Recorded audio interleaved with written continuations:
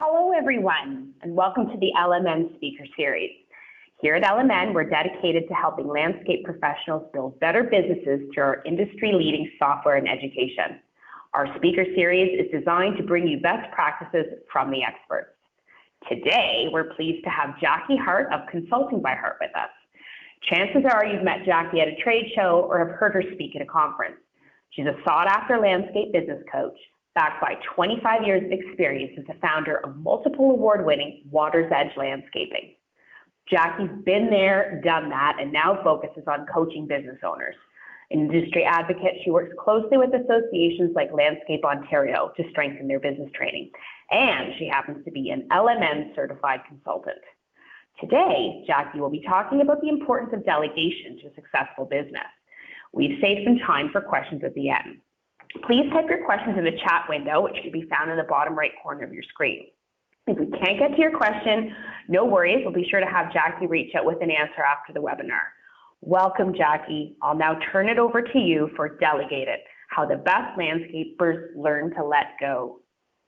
Hey, thanks a lot, Jennifer. Much appreciated. And hello, everyone. Thanks so much for taking some time out of your very busy day and a very busy season to join us here today to talk about how can you delegate it and disappear. And really, this is about how the best landscapers learn to really let go and empower and give your people the permission to step up and to do it so that everyone succeeds. So I'm going to run through a PowerPoint here with you, and just to make sure that you know, at the very end, there's a template that gives you a tool to use so that you can follow the steps that I'm going to teach you to here this afternoon. We'll be about 45 minutes or so, 30 to 45 minutes together, and by all means, post questions if you have them. We'll do our best to get to them live, and if not, we'll follow up with you afterwards. So there will be a template to download at the end. So let's get going. Teamwork. It's amazing what you can accomplish if you don't care who gets the credit. And one of the most important things about delegating and letting go is keeping in mind that it's not about who gets the credit. It's about who gets the personal win and how the company gets the work produced on time, following the metrics, and delivering the service in the way in which you want it. And so teamwork, you know, when you think about your business, in my landscape business, I could always target and see the people who really had an entrepreneurial spirit and the people who didn't. And Simon Sinek, in his book, Leaders Eat Last, he talks about the difference between small business owners and entrepreneurs. And he says, you know, small business owners run small businesses and entrepreneurs solve problems. And there will be people here listening today in the webinar who are supervisors, foremen, lead hands, as well as business owners. And the people who think about taking some ownership for initiatives and really holding themselves accountable in a positive way and really kind of stepping up, those are the ones who kind of have that entrepreneurial spirit. It's like having a great supervisor or foreman who's kind of running his crew as though it's his own little business within the larger business. So when you don't really care as a business owner if you're the one getting the credit, then delegating is going to come a lot more easily to you. And if that's not the case, then it might be part of the reason why you've struggled with getting delegating to work for you in the past. I think it's important to think about teamwork as engaging everyone in the problem-solving process, and that's part of what delegating is. So let's just think about this for a minute. If you really want to grow as an entrepreneur, and remember, there can be entrepreneurs everywhere in your company, mostly in leadership positions, you've got to learn to delegate. And so that everyone can grow and keep their eyes on the horizon. So let's look at these 3 bullet points for a moment. Teams exist for jobs that are either too large for 1 or 2 people to do, they're too complex, or they're too fast changing for 1 person to keep their hand on all the moving parts and their eye on the ball. What you have to do when you're delegating is remember that there's a reason why you have a team, and different people are bringing very different and complementary strengths to your company and to your crew. So it's important to make sure that you recognize when it's time to delegate. So you got to get comfortable with giving others the authority to do something on your behalf. that's probably the number two reason why a lot of delegating fails. And we're going to talk about that a little bit further on in the steps of giving permission and authority. It's a very important part of delegating, and I've seen people set up to fail. I did it too in my business, in my landscape business, staff of 30, and I would delegate and assign something to someone, and I didn't give them the authority. Maybe it was to make the decision on a substitution for plant material, or call a couple of different suppliers to see which one could meet our metrics and our timelines the best. If I didn't give them that permission or authority, I was kind of setting them up to fail in order to get the job done properly and fully. So you have to be able to be comfortable with giving people the authority on your behalf. And you have to know what, when, how, and with whom you can share the company workload. Some people will accept that type of responsibility well, and others are really intimidated by it and will shy away. And it's important to know when the timing's right. There may be times at which it's mission critical, there's a real sense of urgency to get things completed that need a specific skill set that you're one of the most polished in the company. So that's maybe not the best time to delegate. So you have to be a little sensitive and think about what, when, how, and with whom you can actually share your company workload. So take a look at this little guy. And I came across this photo a couple of years ago, and it reminds me of, first of all, in the spring when you do some new hiring and you get a lot of resumes, and someone will, give you a resume. I remember one guy I hired at one point, and one of the things in the position, he was a delivery driver and sort of yard supervisor. And one of the things they had to be proficient at operating a boat, a barge, and dealing with trailers on narrow roadways and long laneways. And in my business, I worked in a lake country waterfront area. So barging and boating was a daily event, as much as trailering and hauling things around on land. So anyway, this fella had great accolades on his resume that he was very, very skilled boat operator. He took out 2 props in the first month, and he wasn't very good at backing a trailer, and managed to wrap a few trailers around trees, smashed off taillights and back ramps on bedrock, and got a couple trailers down over a bank. And that makes me think of this, where it didn't matter how willing or how carefully I delegated things to him. He clearly lied on his resume about his abilities. And I think about this little dog who clearly lied on his resume about his talent and abilities to herd sheep. And there's going to be people in your company who end up feeling like this, whether they came authentically with the right skills and were able to prove the skills that they have, and you're building them and they're coaching them and they're learning more and more as time goes by. And sooner or later, they end up to their neck, stuff coming at them quickly, and all of a sudden everything's closing in. So I think about this little guy, and I had another accompanying picture of a really, really well-contained herd of sheep with 3 dogs herding the sheep, and just sort of to show that, when you delegate and everyone has their sort of position, it goes a lot better. So I put this picture in here just to get you to think about the times at which you wish you could take some things off of your plate and give it to somebody else, and have someone really step up along beside you and give you a hand. And so that's why he's there, because I want you to think about how often is it that you feel like that, where everything's closed in around you, and everything around you is standing still. And you're trying to be in a rush, you're trying to get everything moving again and everything mobilized, and it's just all closed in on you. And that's when you need to really understand what these 7 steps are we're going to go through to delegate successfully, because you can't do it all yourself. So why teams need to collaborate? The business owner and the visionary in the company is the one that's driving, I call it driving the company bus, determining the route, the direction, the vision, the logistics, what bus you need, how fast you're going to go, where you're going to get to, and on what timeline. And when you have a team that will collaborate well, that you can delegate to well, it allows the person who's driving the company bus to actually focus on driving the company bus and not focusing on solving operational problems.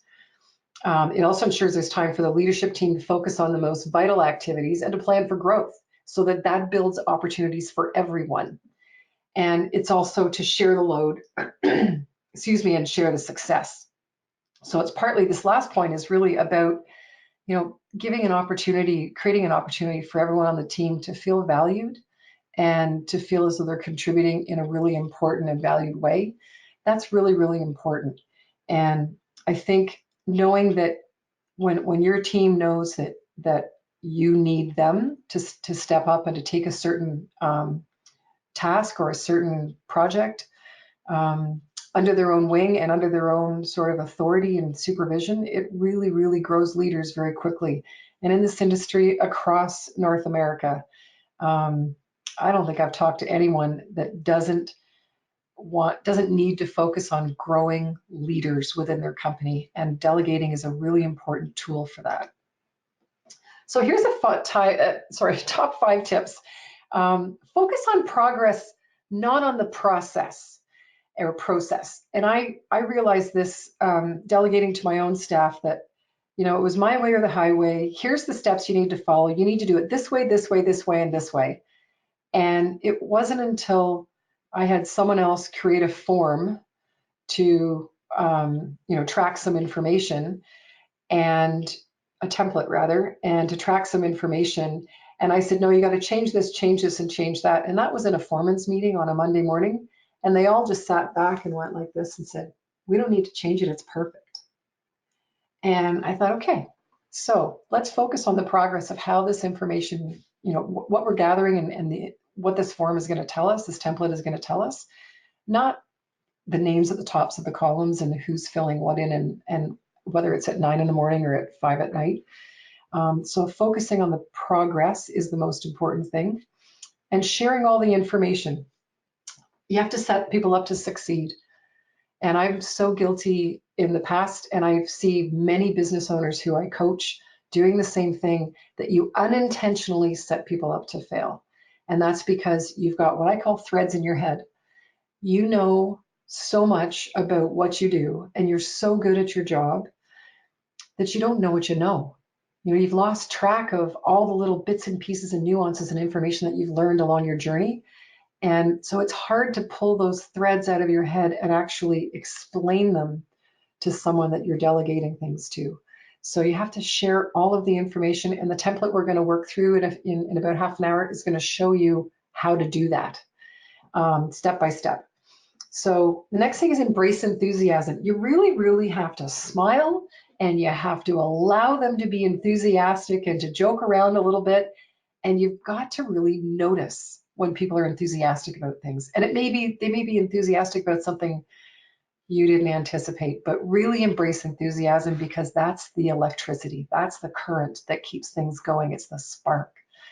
You've got to allow trial and error. I'm guessing that every single one of you here with me today has made your own fair share of mistakes along the way.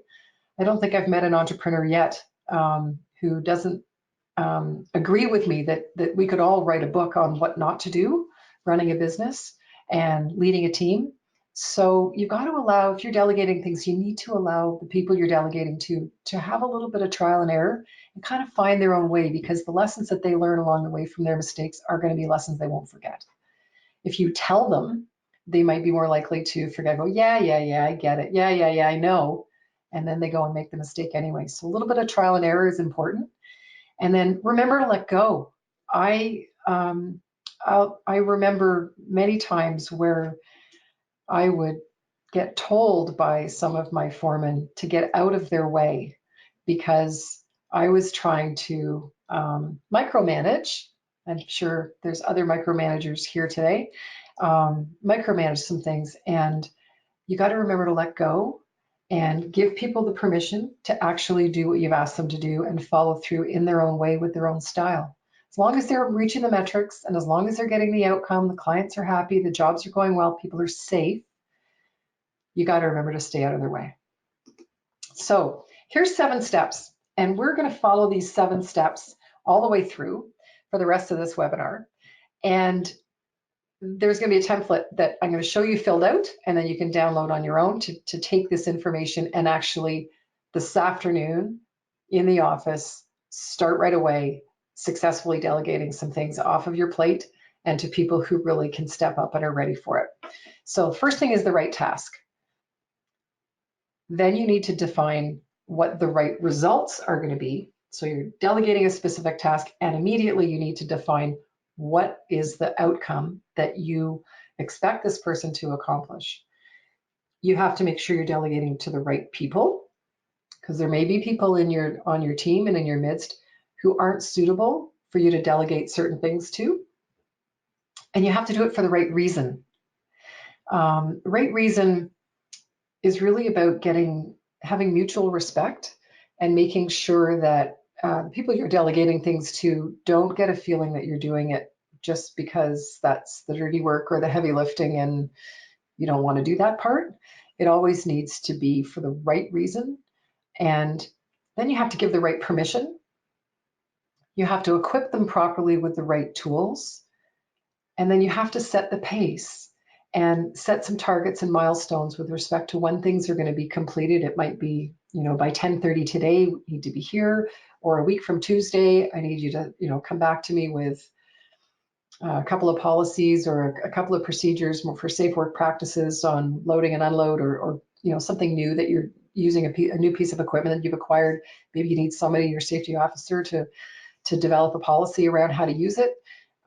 So you can say, okay, by Friday or by Tuesday or whenever that is, you have to set the speed at which your expectations are set for getting a task delegated successfully. So when you've done all those 7 steps, and we're going to go into each one individually, but when you've done all 7 steps, that's the part when you get to disappear, sort of. Not completely disappear, but disappear for periods of time here and there. Okay, so here we go. Let's look at the 7 tasks, okay?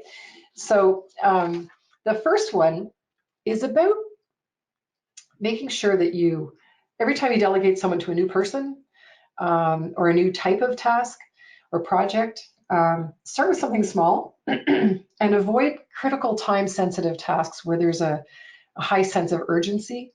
And you got to be respectful to set them up for success. You need to have early wins and you need to build confidence.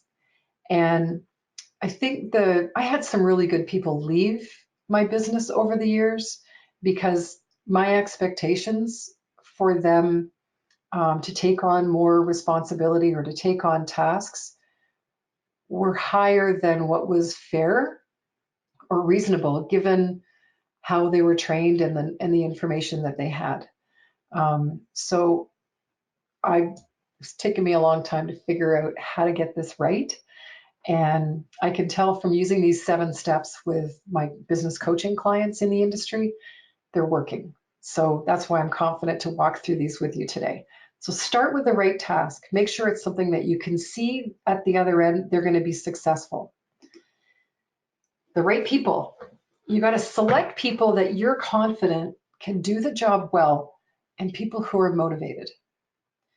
And you've got to match their strengths with the project. So remember I said a little while ago that we all come to your company with different and complementary strengths. And it's important to make sure that you're not fitting a square peg into a round hole. And for example, you're not putting someone in charge of following up with clients with changes on a project, for example, or unexpected changes in scheduling. If it's a maintenance company and they maybe don't understand the software or English isn't their first language and they struggle with sentence structure or putting together the wording well. So you want to make sure that you're matching people's strengths properly. Ralph Waldo Emerson, had I think this is a great quote, that nothing great was ever achieved without enthusiasm.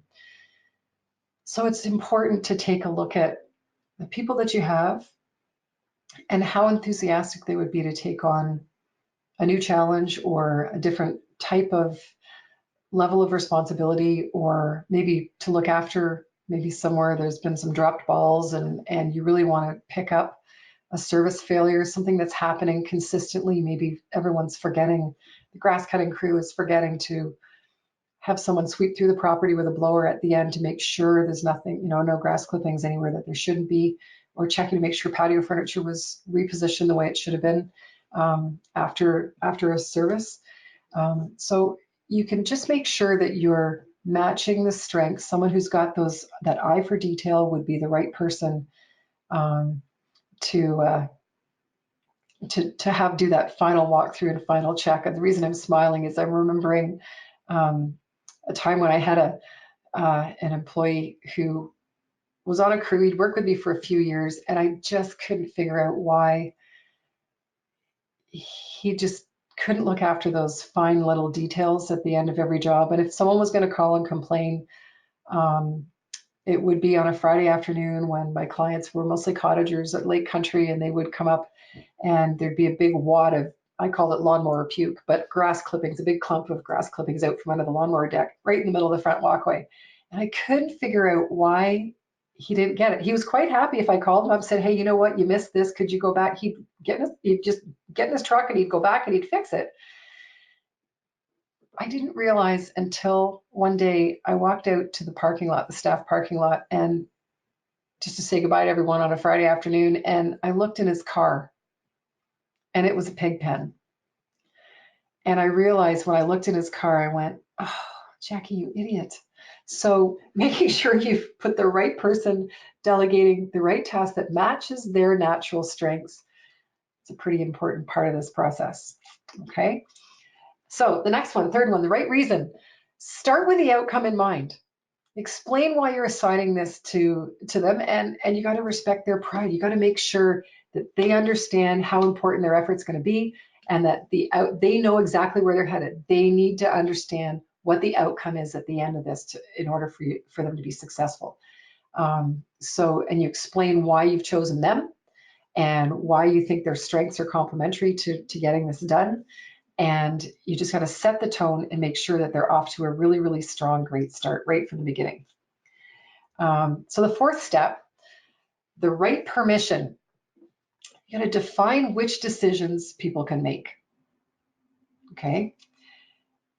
And you've got to allow flexibility on how the results are reached. I want you to read that quote at the bottom of the screen there. When accountability runs deeper than authority, you've got a problem on your hands. I see this over and over again in the companies that I coach as a business coach. And what I mean by when accountability runs deeper than authority is when you give the right permission to someone. I'm going to use an example of delegating ordering plant material for a planting job, a large landscape project, and you're at the planting phase. So you've delegated to someone, okay, here's the nursery, here's the plant list, make sure the material comes, organize the delivery, organize the layout, and make sure it's all, the site's ready, the planting crew's coming Thursday or whatever. And if you don't think through that task in advance and give them the right permission, you're probably already thinking, okay, I know one thing that could go south, and that would be substitutions. So they send the list to the nursery comes back and says, okay, these 4 things are unavailable in the size and the cultivar that you want. What would you like for substitutes? Unless you've given that person clear instruction and permission. So do they have the permission to choose the substitution? What if it's pavers? What latitude do they have to make a change or contact the client directly to talk about a change in color or a change in profile or change in leaf color? So what permission do they have and what decisions can they make in order to meet that Thursday target that you set for them, that the plant material has to be all delivered and ready on the site, ready to plant? So you've got to define which decisions they can make, and that's where some of the threads in your head come from. And that's when accountability. So if you say you have to get that plant material ready and on site, ready to go by Thursday at 8 o'clock, that's the accountability part. But if that accountability is deeper than the authority you've given to get that job done, you got a problem. And that's called setting people up to fail. Or that's when they keep coming back to you to ask more and more questions, and you get frustrated. You might even get impatient, or you might say, you know what, I'll look after it myself. Now they walk away feeling as though they failed and let you down. and maybe embarrassed because some other people on the team knew that they were supposed to be looking after that, and all of a sudden you stepped in and taken it over. So you've got to make sure you give people the right permission in order to be successful, to make the decisions that are aligned. You don't want them making the wrong decisions, so you have to teach them how to make, which decisions they can make and how to make them. And then this is the teaching part.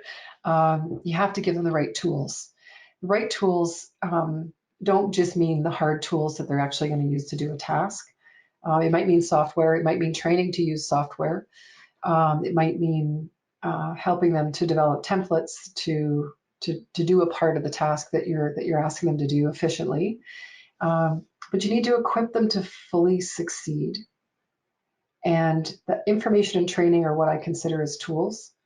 And you got to hold periodic meetings. That's another tool in order to navigate challenges. So problem solving is a tool, and having good communication, like a high level of communication, open and honest, frank discussions, is a tool for successful delegating.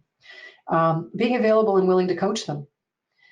I know it feels like you're kind of going in slow motion. Often when you first start doing delegating, it feels like everything's moving slowly, and they come back with to you with tons and tons of questions. But again, this is what I call the threads in the head. This is where you'll learn. If you're really open, you can slow down enough to say, you know, anytime you've got a question, I'm good. Because I know that when we go through this process once together, you're going to have it nailed and you're going to own it. So we're going to work together, and I'm going to coach you so that everything that I don't know what I know, you're going to teach me what I've forgotten to tell you, because I take it for granted because I've been doing this for 20 years. And I want you to be able to do it for 20 years if that's what you want. So I'm willing to coach you. And sometimes you just got to take a deep breath and slow down and answer the phone. So the right tools are really, really important. And it does not just mean hard tools in your hand. The right speed. You have to plan, again, to answer lots of questions at first and allow them to figure it out their way. All right? Check milestones and encourage them. So right at the very beginning, part of this process is to set the right pace, the speed, the milestones. By Tuesday at 10 o'clock, I need this. And in order for you to have the plant material to the job Thursday, the nursery ships on Monday, so they got a load on Friday, whatever that looks like. They've got a 48-hour turnaround for the orders, so that means, you know. So you've got to teach them what the milestones are and the steps that they're going to need to follow until they get it down pat, and they understand what the lead time is, and they understand by what date various parts of this project that you're delegating or a task that you're delegating are going to be completed by. I know this might sound a little complicated at first, but you got to take a leap of faith with me and trust me that if you practice this 2 or 3 times, you're going to go, oh, now I get it. This is easy. So you're going to do things at the right speed. And if you read the quote at the bottom here that I put in, you got to remember that patience is a virtue, which escapes many delegators. So the people that you're delegating to aren't in slow motion. You're in overdrive. And you got to slow down. So you got to remember that patience is really, really important, and it pays off in spades. It absolutely, if you do this right and you go through this process, these 7 steps, purposefully and with the people on your team, it's going to work.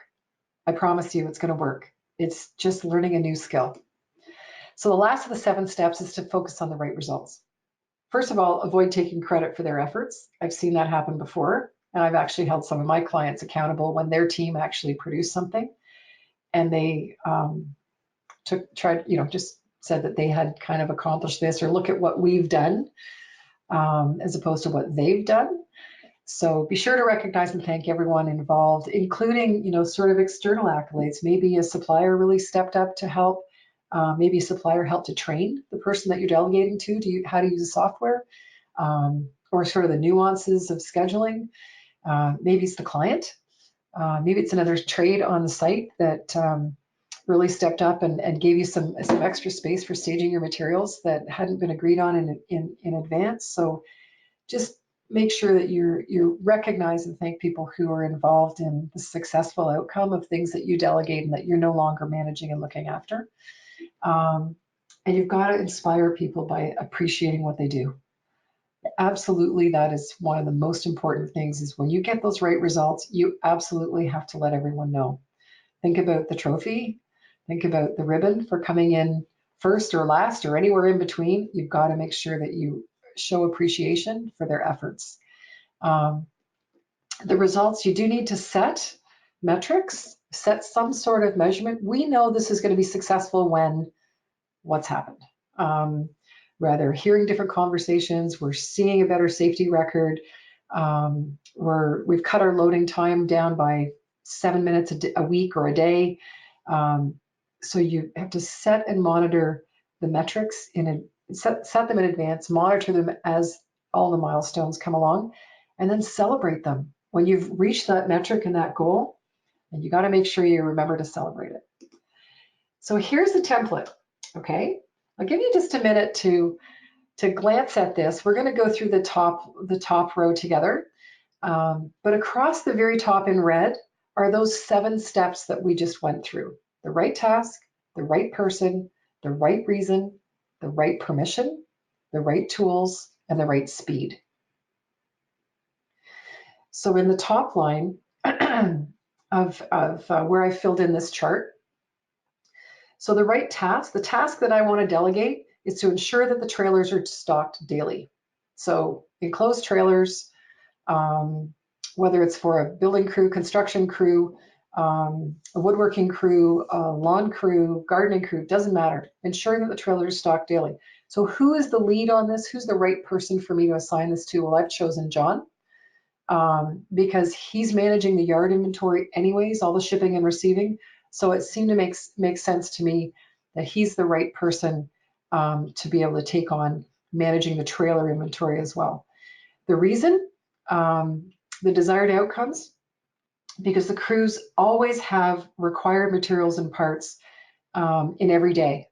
And that's why we want to make sure their trailers are fully stocked, because they go to those trailers, they've got those trailers with them every day, and they're pulling things out of bins or buckets or off of shelves, off of racks, out of boxes every day in their trailers. And so we know that they're always using them. So we've always got to make sure they're restocked. The right permission, we're now giving John permission to order, receive, track, and restock inventory of everything that's in the trailers. So maybe this is a new list of suppliers that he needs to understand who the contact people are, have account numbers, have a PO authority with the supplier. Maybe there's correspondence that's required there so that the supplier knows that John has permission to order things.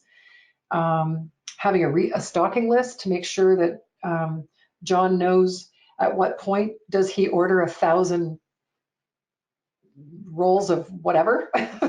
And make sure that he knows what permission he has, when can he restock, so that he's not carrying too much inventory and so that he doesn't run out. He'll need to know lead time, if there's a secondary backup supplier, if there's back orders. So that's kind of the defining his authority in this task. The right tools would be the supplier's account, access the trailer inventory map. So he needs to know what the expectations are. He needs all of the information relative to what goes in which trailer and which bin, and how many they would typically use in a day, how quickly they're going to go through things, and then the right speed. So we're going to set John up to say, okay, you restock daily, you check the stockroom inventory weekly, and on day 30, we're going to assess and see how this is going, and to find out where the challenges and maybe the mistakes are, and kind of set some new permissions, set some new parameters, give you new tools, give you different information, so that we make sure that we continue to have success going through. So the other 2 down below this, locates and site conditions, I split that between 2 people on the second row down, in admin and in the field, both Joan and Jose. So we need 2 different people working together, so they both know that they have to work together and connect together, and where one's authority starts and the other one stops, and what permission each of them has, what authority each of them has. And so that goes all the way across, and then the same with recruiting a new lead hand. And you'll notice with the recruiting the lead hand one, in the right speed, on the far right-hand column in the bottom right-hand box, I actually put a date there. And then the other column way over there at the far end is the right results. And so the right results is so important to make sure that there's a metric there. And I forgot to mention that about John and the trailer stocking, sorry. But the metric is that there's no callbacks, so that the guys don't leave a site with one little fiddly thing not finished because they ran out of whatever material. So they have to go back to finish. And there's no return trips or reduced number of return trips to the shop midday to get materials, or out to Home Depot or some stockyard where they have to go and get materials during the day. That all stops. So there's smarter buying, there's better inventory control. Those are all metrics that are set in advance. So you can actually select under the right speed, you can actually select a specific date to make sure that something happens by a certain day. Okay, so I'm just going to give you just a few little summary points here, and we can, the next slide, you'll have a link that you can copy down if you've got a pen handy, or click a picture with your phone of the screen in a second, and you'll be able to get that template we just looked at and start right away with delegating. So delegate and disappear. The quick review is you got to train with patience. You have to communicate with clarity. Practice trusting each other. Recognize when it's working, and that's the part about the excitement and enthusiasm, and smile and notice and allow them to have some autonomy and do things kind of a little bit differently than you normally would, because who knows, they might have a better way. And banish blame when it's not working. So if you've delegated something, you've gone through these 7 steps, and you get halfway through and realize that it's going sideways on the team or on the project, banish, don't blame. Because if you really thought about it, the blame is yours to own, because you haven't set them up to succeed. There's something you missed. So I used to, in the latter years when I ran my landscaping company before I sold it, I would say to my team on a Monday morning meeting, I'd just kind of look at them and say, what feedback do you guys have for me? It's a good question to ask. And they knew they had my permission to be very honest. I expected them to be very honest. And if I saw something going sideways, I learned with experience to own it and to just say, you know what? Oh my God, I am so sorry. I've set you guys up to fail with this because I've screwed up. I've messed this up. I forgot to tell you this, and this. And I can't believe I forgot to even mention it, but I can see why I've put you up against the wall, and there's no way you can get this done in the time that I've given you to get, in the quote, or there's no way we can get that job done with that piece of equipment or using that boat or whatever it happened to be. So I owned it, and the more I owned it, the more I could delegate to them, because the more confident they felt, the more they trusted me that I wasn't going to be angry and I wasn't going to be disappointed, that I was going to honor their best effort and appreciate their best effort, and just, coach them and train them with patience so that they would just continue to succeed and be stronger and just do it a little bit better and better. So there you have it, folks. Delegating and disappearing. There's the last sort of summary points. Training with patience, communicate clearly, practice trusting each other, recognize when it's working, and banish blame when it's not. So here's the template for you. And by all means, just click a picture or write that one down, bit.ly/LMN_delegate. And my best wishes for delegating successfully and disappearing whenever you can. Jen, back to you. Thank you so much, Jackie. That was extremely insightful. I'm sure I speak on behalf of all attendees today to say that we certainly learned a lot from your session. So we do have a few questions that came in, if you have a couple of moments. So the first one comes from Jennifer, and she asks, you mentioned you need to build leaders in your business to grow.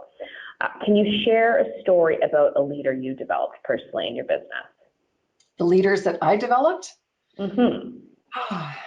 Over 30 years? There is lots of it. So I think probably, I appreciate the question, and I think probably the best leaders that I developed were the ones who the ones who gained the most confidence and were engaged in learning more knowledge, gaining more knowledge and information about what they did. So when I used delegating and built confidence in people, usually I'm going to use lead hands. Gardening crew lead hands was probably the biggest group of leaders that I grew in my business. 4 of them went on to start their own businesses, which was great because there's lots of room in our marketplace for all of us. So I was fortunate to be in that situation.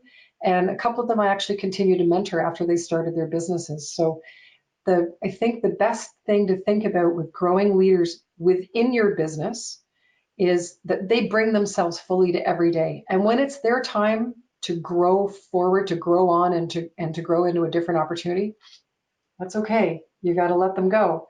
But while they're there working for you, they're absolutely bringing their best selves and the best value to your company and to your customers if you invest in them. I hope that answers your question. I'm sure it did. We have another question here from Brian, who's wondering if you provide group training or workshops. I do. My website, consultingbyheart.com, has an events tab. And so I have companies that I go in and work with teams and work on developing sort of communication and trust protocols within teams and work on growing leaders within teams. And I do lots of workshops across the country. Not so many south of the border at this point in time, but I certainly do lots across Canada. And I also, for anyone that's listening that's a member of Landscape Ontario, I facilitate a peer network for Landscape Ontario, and we have a peer group that meets. LMN is a fabulous sponsor of our peer network, by the way, and we have a peer network that meets 6 times a year in workshops and talking about leadership and talking about all kinds of great things to nurture each other and to mentor one another to become better leaders, better business owners, and more successful. So yeah, I do lots of that. Wonderful.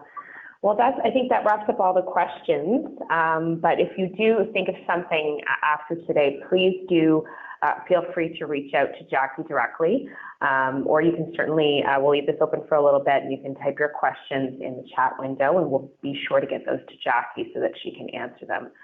We'll forward that on at a later date. There will be a recording. The recording will be provided in a follow-up email for all attendees today and those who registered. So once again, Jackie, thank you so much for your time today, sharing your expertise. Our network certainly appreciates it very much. Oh, my pleasure. I appreciate the chance to mentor and share some of my experience and stuff I've learned along my way. So everyone, wish you all the best and happy delegating.